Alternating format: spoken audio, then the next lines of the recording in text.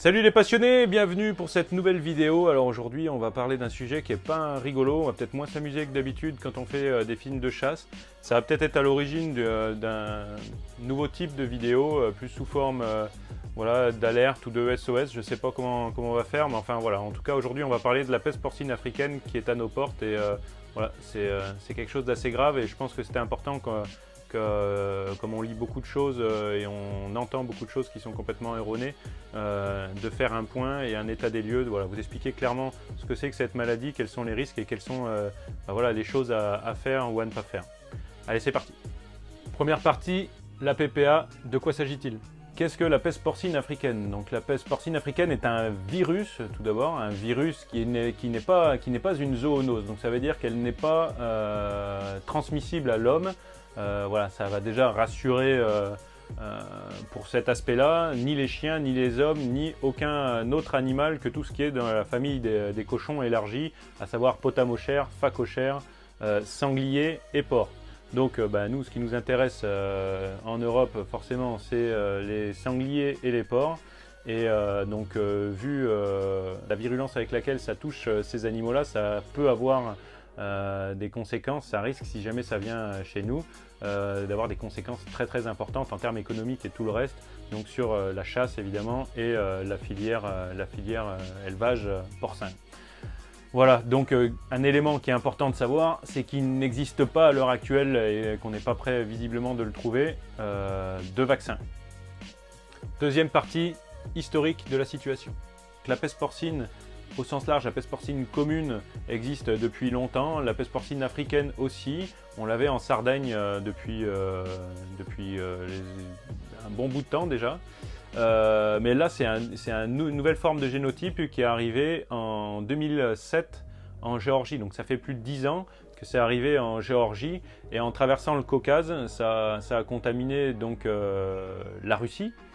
Et après, ça a commencé à se développer donc, vers l'Europe de l'Ouest, en touchant donc, progressivement l'Ukraine en 2012, la Biélorussie en 2013. En 2014, ça a touché tous les pays baltes, donc l'Estonie, la Lituanie, la Lettonie et aussi la Pologne. En 2016, ça a atteint la Moldavie et la République tchèque. En 2017, la Roumanie et en 2018, ça s'est encore rapproché avec la Hongrie, la Bulgarie et là, tout récemment, on a pris avec les deux premiers cas vérifiés donc à Étal en Belgique. Donc voilà, elle est à 10 km de la frontière française à l'heure actuelle. Troisième partie, quels sont les symptômes ? C'est assez particulier justement parce qu'il y en a relativement peu. En fait, il y a très peu de symptômes physique, il n'y a pas vraiment de lésions et c'est très rare d'observer en fait des animaux moribonds puisque cette maladie a une mortalité très forte. Donc en général, quand les animaux sont infestés, ils meurent en 1 ou 2 jours, donc c'est pas évident de les trouver moribonds. Voilà, sur l'extérieur, il peut avoir du sang vu que c'est une fièvre hémorragique. Il peut avoir du sang donc sur les parties extérieures ou dans les oreilles, des taches lit de vin, etc.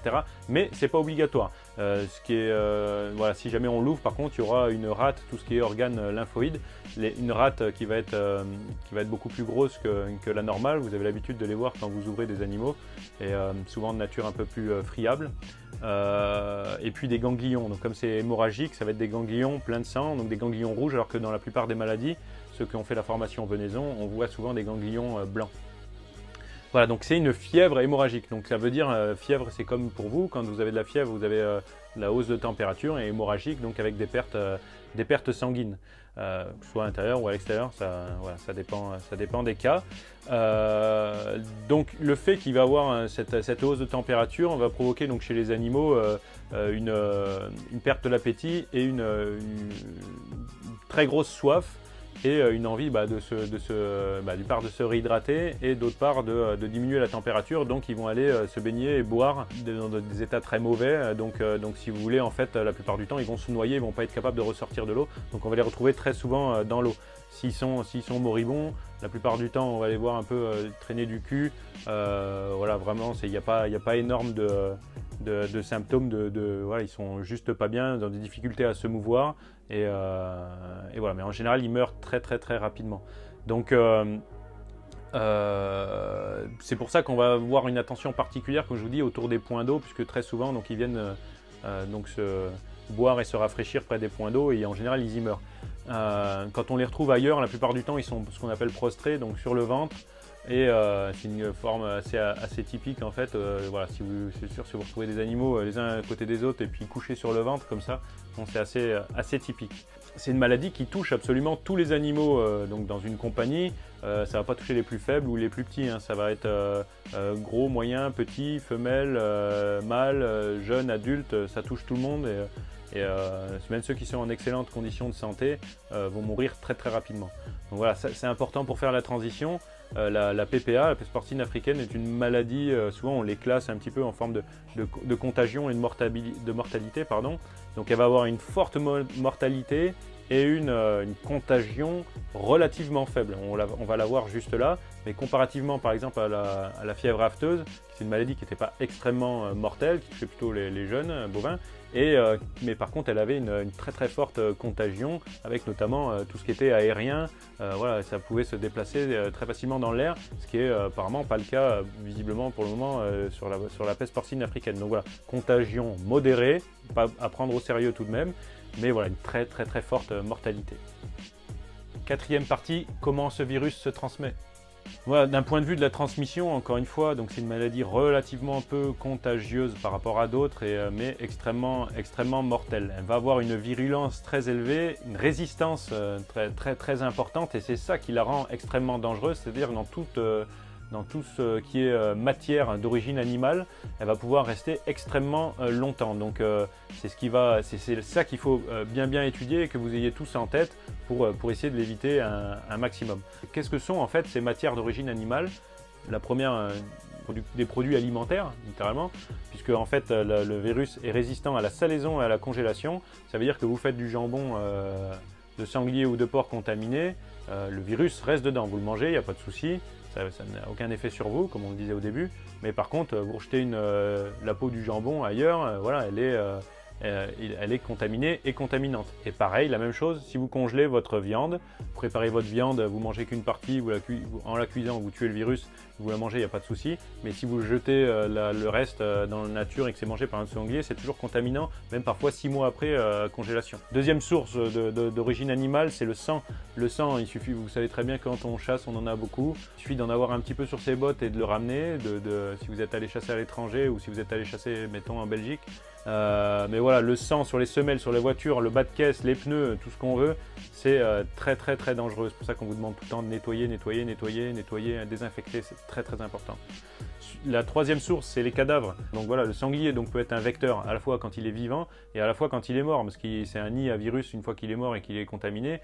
Et comme les animaux, les sangliers ont la fâcheuse habitude d'être nécrophages, d'être charognards, quoi. Si jamais ils se nourrissent de leurs copains qui sont morts, c'est ce qu'ils font quand même dans la forêt, voilà, ils se contaminent à leur tour. Donc c'est pour ça qu'il va y avoir une gestion des cadavres importante. Et enfin, il y a les déchets animaux, donc tout ce qui est fesses, urine, et aussi les effluents des eaux grasses.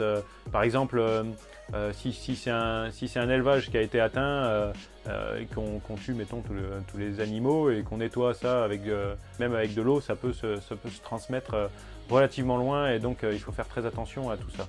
Voilà pour ces risques donc, de transmission. C'est ça qui va nous faire dire en fait quelles sont les choses à surveiller en France et ailleurs d'ailleurs. Donc sachant, comme je vous l'ai dit tout à l'heure, que les animaux peuvent se contaminer eux-mêmes de manière naturelle, on va dire. S'il y en a un qui est contaminé, il va toucher un autre, voilà, ça va se diffuser. Mais cette diffusion, elle est extrêmement lente au regard à la différence de l'autre, qui sont les facteurs humains et les erreurs humaines. Donc c'est pour ça qu'il va falloir vraiment se focaliser là-dessus. C'est-à-dire que naturellement, là, on l'a tous entendu, elle avance de 1 km, 1,5 km par mois. Donc quand elle était à 1000 km, ça nous laissait, si je ne me trompe pas de facteur 10, ça nous laissait presque 80 ans d'avancée naturelle. Donc voilà, c'est très lent. C'est pas à négliger, bien entendu, mais par contre, voilà, c'est pas la cause principale de l'évolution de la maladie. c'est voilà, si elle évolue d'1,5 km par mois, pardon, elle peut par contre faire 1000 km, et c'est ce à quoi on a assisté pour la Belgique, elle peut faire 1000 km en un jour. Et c'est ça qui est vraiment dramatique, et c'est pour ça qu'il faut bien connaître quelles sont les causes de sa propagation pour essayer de les éviter, de sensibiliser tout le monde là-dessus.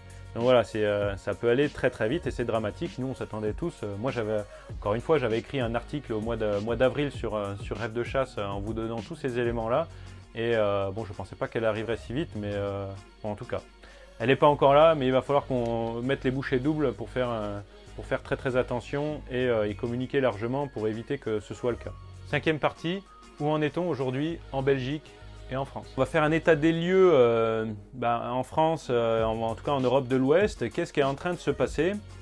Et là, je vais vous faire une image qui est assez parlante à mon sens, un peu tournée au burlesque. Alors c'est pas que la situation le mérite, au contraire, mais voilà, c'est pour essayer de faire comprendre. Je vais comparer ça à une attaque de zombies. Vous avez tous vu ces films d'horreur où il y a des zombies. Bon, je ne veux pas faire du catastrophisme non plus, mais voilà, quand il y a les zombies qui arrivent, et souvent on s'enferme dans les maisons, etc., ça va être assez parlant. Sauf que là, en fait, c'est plutôt le début de l'attaque des zombies, c'est-à-dire qu'on les a repérés, c'est eux qui sont dans la maison, et puis nous, on est autour, on va essayer de les cloîtrer dans la maison. Voilà ce qui est en train de se passer en ce moment. La Belgique et la zone contaminée, c'est une maison dans laquelle on sait qu'il y a X ou Y, enfin peu importe, on sait qu'il y a un certain nombre de zombies, et si jamais ils mordent des copains, ils deviennent zombies à leur tour. C'est un peu ça, hein. On sait qu'il y a X ou Y zombies dans une pièce, et ce qu'on veut à tout prix éviter, c'est que ça déborde, ça sort de la maison, ça atteigne tout le village, etc. La première chose à faire, c'est éviter un maximum toute activité dans cette maison, quitte et sacrifier les personnes qui y sont à l'heure actuelle. Si jamais il y a mamie dans le transat à l'intérieur, écoutez, tant pis, elle est à proximité des zombies, elle est condamnée, il faut penser à l'intérêt général et à la population globale. Donc voilà, tant pis, quitte à sacrifier une zone, il faut à tout prix éviter de fréquenter cette maison, d'ouvrir des portes et de les refermer, avec un risque soit qu'un zombie sorte et puis contamine le village, soit que vous, à votre tour, vous deveniez un contaminant, un vecteur potentiel en vous faisant mordre par un zombie. Par contre, on ne va pas rester complètement inactif, donc on évite repas de famille, fiesta, etc.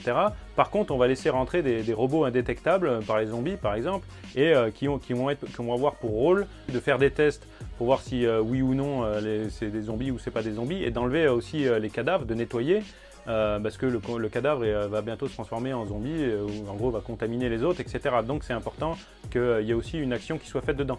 Mais si vous voulez, en faisant ces tests, ils vont pouvoir déterminer quelles sont les pièces de la maison qui sont ou non infectées par des zombies, et comme ça va nous permettre de savoir où est-ce sur quelle porte on va être obligé de mettre des verrous pour essayer de bloquer physiquement les zombies. C'est vraiment ce qu'on va essayer de faire à l'échelle des sangliers. Par contre, voilà, donc ça c'est cette image de la maison et des pièces, c'est la Belgique qui est contaminée, et voilà, on va chercher les pièces, donc il faut éviter toute fréquentation du public, c'est ce qui a été fait. Pour moi un petit peu tard peut-être, mais voilà, en tout cas ça a été fait. Par contre en France, donc voilà, on est une maison mitoyenne à celle-ci. Donc maison mitoyenne dit un mur fin, on ne sait pas trop, enfin voilà, ça peut passer, ça peut ne pas passer. Il faut qu'on soit très vigilant là-dessus. La France a été très réactive, il y a quand même des réseaux importants qui se sont fortement mobilisés. Et en fait, donc, on va faire la même pratique, c'est-à-dire que dans la maison mitoyenne, on va essayer de ne pas prendre de risques, et on évite aussi toute soirée, tout mouvement dans ces maisons-là, pour éviter que des fois qu'il y ait déjà un zombie qui soit passé dans la maison d'à côté, quoi. Voilà, donc cette zone-là en France, cette zone mitoyenne, c'est les 135 communes dans le département des Ardennes, Meuse, Meurthe-et-Moselle. Puis après, il y a la Moselle qui est un tout petit peu impactée, mais qui est pas sous forme d'interdiction, je ne crois pas encore, de zone de non-chasse. Donc voilà, la zone de non-chasse, elle est évidente par rapport à l'image que je vous ai donnée. Le rôle, c'est voilà, de ne pas disperser les sangliers. Si vous allez chasser, il y a des chiens derrière qui vont courir. Vous allez potentiellement amener des sangliers qui sont des vecteurs potentiels de maladies, qui sont peut-être contaminés. Vous allez les emmener ailleurs. Donc c'est une évidence, l'interdiction de la chasse. c'est quelque chose, ça nous va tous nous enquiquiner pour rester poli, mais voilà, il faut dans un souci d'intérêt général, encore une fois, il faut protéger, être solidaire et surtout pas aller les pousser ailleurs. Après on m'avait dit mais pourquoi pas aller à l'affût et les tirer. Et c'est la même chose, ok, ça va peut-être moins déranger si vous tirez à l'affût avec un modérateur de son et des choses comme ça, mais vous allez toucher la venaison, vous allez la bouger, vous allez répartir peut-être potentiellement du matériel contaminé et de la venaison, j'en sais rien. Enfin, en tout cas, c'est sûr que l'idéal, c'est de rester tranquille et de laisser donc, les personnes habilitées. Et nous, on a donc cette chance donc, d'avoir le réseau Sagir, qui est un réseau de surveillance d'épidémies, oui, surveillance d'épidémies, pour tout ce qui concerne les oiseaux et les animaux sauvages terrestres, quoi, voilà. Et donc c'est un réseau de surveillance qui est quand même bien développé en collaboration avec l'ONCFS et les fédérations. Donc voilà, on va avoir des personnes habilitées. Moi je sors d'une réunion où on a pu voir ça. Ça va être vraiment les gens qui vont être les espèces de robots que je vous ai dit, qui vont aller dans les zones contaminées ou les zones limitrophes pour faire des prélèvements. Je vous jure, il y a des règles de biosécurité qui sont énormes et c'est des cosmonautes qui vont arriver et qui vont faire... Donc là, il y a des grosses formations qui sont en cours, donc pas de souci là-dessus pour pouvoir intervenir sans être des nouveaux risques de dissémination de ce virus. Et enfin, donc autour, et ça vous allez comprendre aussi, je refais mon coup des zombies, autour de ces deux zones, donc la maison et la maison limitrophe, et ben c'est sûr que le village, c'est quand même moins à risque, moins il y a de bonhommes qui se baladent dans le village, et moins c'est un risque de croiser un zombie qui nous aurait échappé et de devenir recontaminant, quoi. Donc ça c'est tout le reste des départements qui sont concernés, donc dans lequel on va éviter en fait en gros qu'il y ait un gros nombre de sangliers. Donc c'est là où il va falloir chasser quand même intensivement, essayer de vérifier par la chasse si jamais vous ne trouvez pas d'animaux infectés, et là il va falloir quand même, donc ça va être une zone renforcée de surveillance où vous allez systématiquement, dès que vous trouvez un animal mort ou moribond, contacter la fédération ou l'ONCFS pour qu'il y ait des analyses qui soient faites. Donc il y aura moins de procédures peut-être de biosécurité, on pourra plus déplacer des animaux morts sans prendre des mesures de fou et de vérifier. Logiquement il y a quand même peu de chances pour qu'on les trouve là, mais par contre voilà, dans la zone concernée là où il y aura des formations très spécifiques et assez lourdes avec des gestes très précis pour éviter d'être contaminant. Voilà un petit peu ce qui va se passer. Donc j'essaie de faire cette image là avec donc la maison mitoyenne et le village. Donc on a tous un rôle à jouer, quel qu'en soit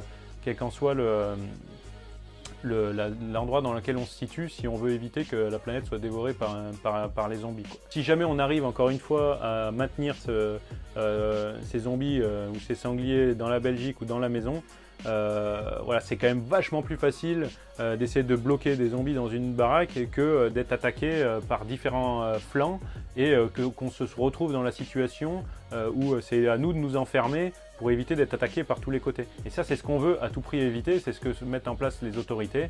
Voilà, plutôt travailler sur un foyer plutôt que de travailler sur un front et d'être entouré et d'avoir tout partout. Donc il faut vraiment éviter la dispersion et il va falloir vraiment respecter tout ce que les autorités vont dire pour éviter de faire une connerie monumentale et de menacer la chasse et les élevages en France. Également un autre point aussi, c'est que donc sur toute la zone d'observation renforcée dans les 4 départements que j'ai cités, on va aussi s'appuyer sur d'autres acteurs de la nature. Donc il y a vraiment une zone où on évite un maximum donc, la fréquentation des milieux, donc la zone à périphérie immédiate. Et après tout le reste, là où c'est encore autorisé de chasser, on va aussi demander l'aide des pêcheurs, parce que les pêcheurs, comme je vous l'ai dit, on risque de trouver les animaux au bord de l'eau. Donc c'est les premiers aussi qui pourront potentiellement nous les dénoncer et puis mettre en place les mesures qui conviennent. Donc plus tôt on détecte et mieux c'est. Les pêcheurs, les forestiers, je disais justement, qui fréquentent les bois, ils sont susceptibles de trouver aussi donc les animaux. Et les autres associations de protection de la nature, enfin bref, tous ceux qui sont susceptibles d'aller un petit peu dans les bois, il faut vraiment qu'ils soient sensibilisés, qu'ils ne touchent à rien, on trouve un animal, on le géolocalise et puis on transmet à la fédération ou à l'ONCFS. Vous pouvez suivre sur Facebook, etc. Je donne des nouvelles assez régulièrement.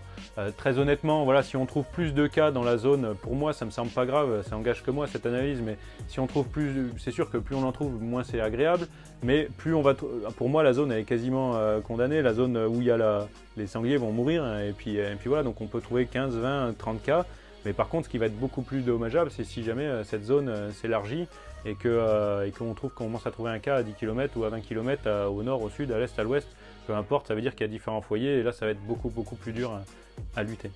Pour le moment, il n'y a pas de cas ni sur des porcs en Belgique et ni de cas sur des animaux sauvages, des sangliers en France. Donc on touche du bois, mais voilà, il va falloir être extrêmement vigilant et surtout respecter à la lettre les consignes que les autorités vous donnent, parce que sinon on va être dans une sacrée panade.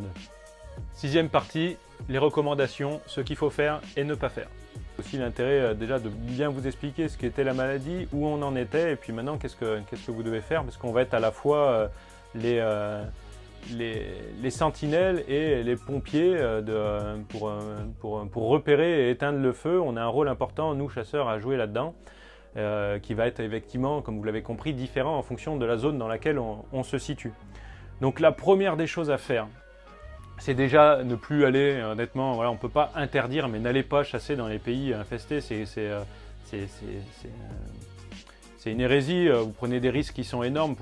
Je suis le premier, j'ai annulé un voyage, mais pour un plaisir individuel, on fait prendre des risques pour toute la communauté ici, peut-être de ceux qui n'ont pas les moyens en plus d'y aller, de pouvoir chasser à l'extérieur, et on peut potentiellement ramener cette horrible maladie qui menacera donc tous les sangliers et toute la chasse française. Donc il faut à tout prix éviter d'aller chasser dans les pays contaminés. Donc on a fait tout le point.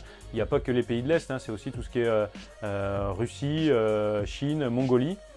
Et voilà, et si jamais, en admettant que des gens y soient allés, et surtout de brûler leurs vêtements, j'en sais rien, mais à minima de tout laver et de désinfecter, pareil pour les chiens, si on amenait les chiens, mais il faut surtout pas le faire, mais si c'est fait, il faut tout désinfecter, donc les pattes des chiens, tous les chiens, s'ils ont touché, partout où ils ont touché, et ne pas ramener les trophées, etc. Tout ça, c'est de la matière organique vivante qu'on peut potentiellement, enfin de la matière organique animale, je veux dire, pas forcément vivante, qu'on ramène, qui peut contenir des virus ou tout ce qui a été en contact, donc vous, vos vêtements, vos voitures. Donc voilà, il faut éviter un maximum, être raisonnable là-dessus. On aura peut-être malheureusement le temps plus tard de faire ça ou pas, j'en sais rien, mais en tout cas pour le moment, surtout vu ce qu'il va falloir faire en France, il y aura suffisamment de quoi faire, n'allez pas à l'étranger, dans les pays contaminés. Évidemment, ne pas ramener de venaison de là-bas, ne pas importer de porc ou de sanglier, voilà, parce qu'il y a un risque gigantesque, c'est quand même le plus gros risque, hein, de jeter un bout de jambon ou d'animal infecté qui provient de là-bas, donc c'est quand même le plus gros risque de transmission. Et puis évidemment, bon, après ça c'est de ne surtout pas s'approcher de sangliers ou de cochons dans les 48 heures si vous avez été dans les zones d'observation renforcée ou les zones, on va dire encore pire si jamais il y a des gens qui y sont allés dans la zone infestée, surtout d'éviter un maximum ça, bien évidemment. Il va falloir respecter tout ce qu'on vous dit, comme je vous disais tout à l'heure, tout ce que vont dire les autorités, c'est pour notre bien, c'est pour le bien de la chasse et du monde agricole aussi. Dans les zones de non-chasse, ne chassez pas, ne prenez pas le risque. Et surtout jouez le jeu dans le cadre des déclarations. Si jamais vous trouvez, plus tôt on trouve un cadavre, parce que la plupart du temps quand on trouve le cadavre c'est pas forcément le premier, c'est pas évident, donc il faut tout de suite le déclarer. Si vous avez un doute c'est pas grave, personne ne vous en voudra, mais voilà, déclarer, on va faire les analyses avec des précautions en fonction de l'endroit où vous vous situez, pour le plus tôt canaliser et essayer de réagir en fonction de l'endroit où serait potentiellement la maladie. Donc voilà, géolocalisez et prévenez au NCFS et fédération.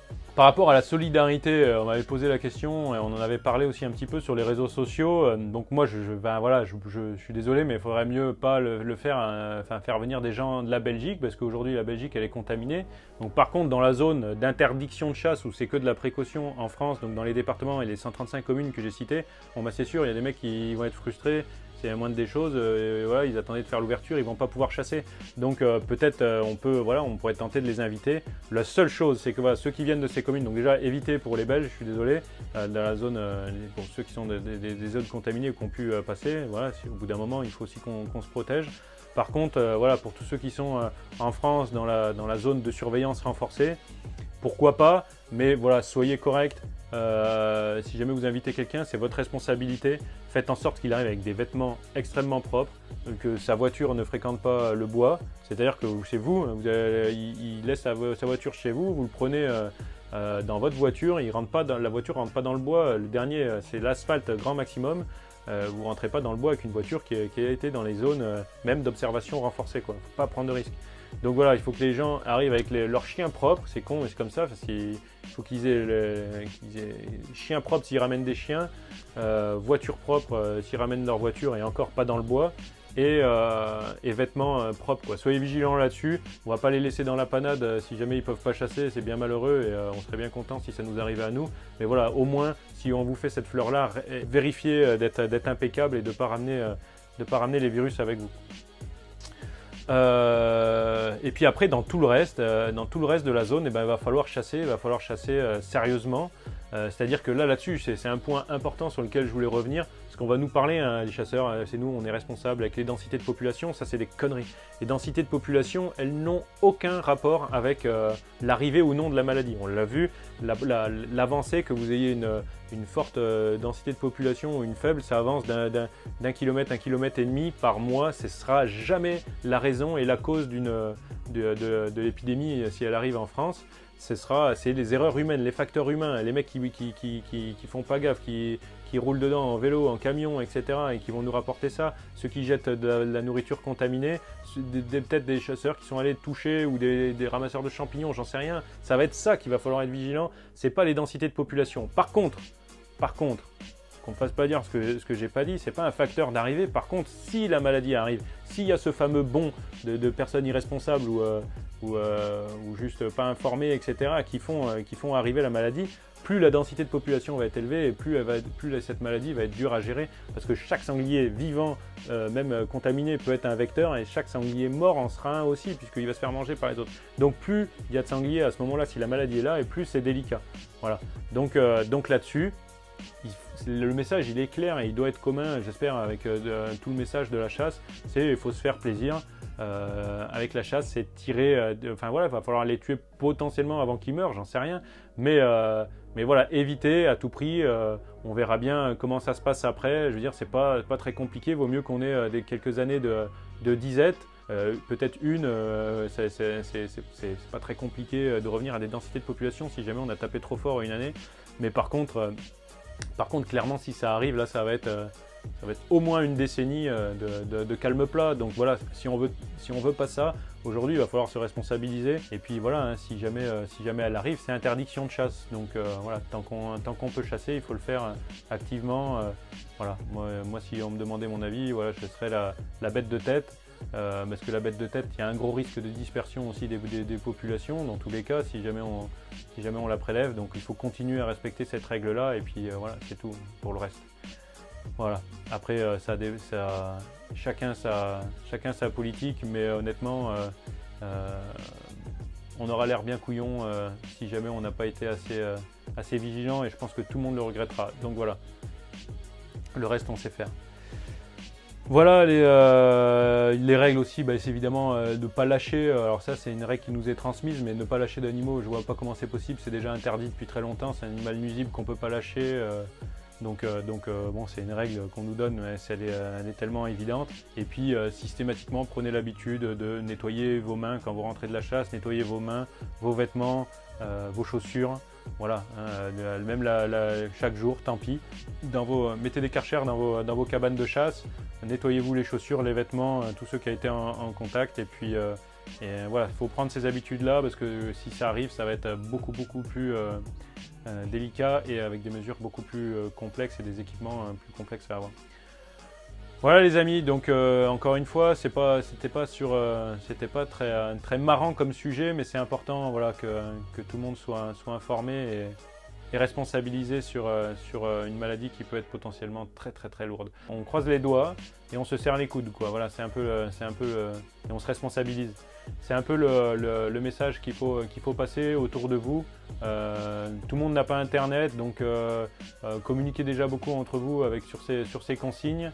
Les fédérations vont communiquer aussi un maximum, mais voilà, transmettez. Si vous entendez des gens qui vous disent l'inverse, voilà, je me suis vraiment longtemps renseigné sur cette maladie qui est très grave. Croyez-moi, voilà, c'est les consignes du moment. S'il y a autre chose, s'il y a des réactualisations, je ferai un maximum pour vous tenir informé, mais voilà, il y a des fois des anciens qui n'ont pas internet ou des gens qui ne sont pas encore informés ou des gens qui relativisent. On entend, c'est comme le nuage de Tchernobyl, ça ne va pas passer la frontière. Non, allez, responsabilisez-vous là, c'est du sérieux. Si on veut pas perdre énormément de choses, c'est maintenant qu'il va falloir être très très sérieux et montrer le meilleur aussi au grand public. Montrer qu'on n'est pas juste des consommateurs et qu'on est des acteurs de terrain, de la biodiversité, du respect et de la veille sanitaire également. Voilà, c'est notre rôle aussi. Voilà, là-dessus, je vous souhaite une excellente saison. Désolé pour ceux qui ne sont pas en mesure de le faire, mais voilà, ça risque d'arriver à d'autres malheureusement. Et voilà, excellente saison à tout le monde. Et voilà, soyez vigilants. À bientôt, on se tient au courant. Salut les passionnés, je vous fais un petit rappel pour vous dire que désormais vous retrouverez l'intégralité de notre contenu et surtout l'exclusivité et la primeur de quelques vidéos sur le site www.rêvedechasse.com. Vous aurez bien sûr toutes nos vidéos et nos photos, une newsletter qui nous permettra donc de vous faire part des nouveautés directement sur votre boîte mail. Vous retrouverez également quelques articles qui nous permettent de réagir à l'actualité et vous informer des nouveautés. Et puis vous aurez aussi les moyens d'en savoir un petit peu plus sur nous si ça vous intéresse. Voilà, donc restez connectés, www.rêvedechasse.com et faites de beaux rêves de chasse. À bientôt.